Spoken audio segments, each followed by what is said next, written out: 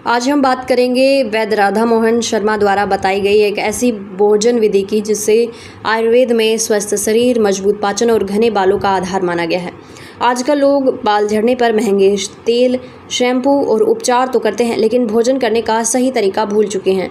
वैद्य जी बताते हैं कि जब भोजन सही विधि से नहीं किया जाता तब शरीर में पोषण की कमी, पाचन खराब होना और धीरे धीरे बालों का कमज़ोर होना शुरू हो जाता है।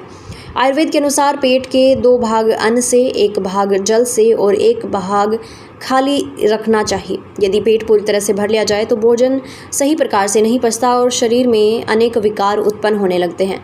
वैद्य राधा मोहन शर्मा जी बताते हैं कि भोजन करते समय पानी पीने का भी विशेष नियम है। बहुत अधिक पानी पीने से जठराग्नि मंद पड़ जाती है और भोजन का पाचन कमज़ोर हो जाता है। वहीं बिल्कुल पानी न पीने से भी भोजन ठीक से नहीं पचता, इसलिए भोजन के बीच बीच में थोड़ा थोड़ा पानी पीना सबसे उत्तम माना गया है। भोजन से पहले अधिक पानी पीने से शरीर कमज़ोर होता है और भोजन के तुरंत बाद ज़्यादा पानी पीने से कफ और मोटापा बढ़ता है। आयुर्वेद कहता है कि प्यासे व्यक्ति को पहले प्यास बुझानी चाहिए और भूखे व्यक्ति को पहले भोजन करना चाहिए।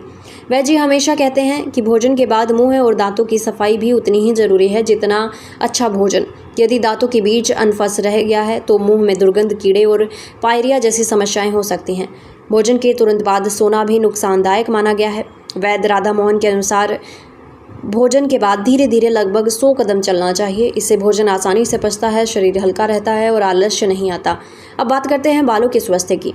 आयुर्वेद के अनुसार बालों को पोषण रक्त के माध्यम से मिलता है। यदि भोजन पौष्टिक नहीं होता तो पाचन सही नहीं होता तो बालों की जड़ों तक सही पोषण नहीं पहुंचता। बालों में लगभग 97% प्रोटीन होता है, इसलिए केवल तली भुनी और कार्बोहाइड्रेट वाली चीज़ें खाने से बाल कमज़ोर होने लगते हैं।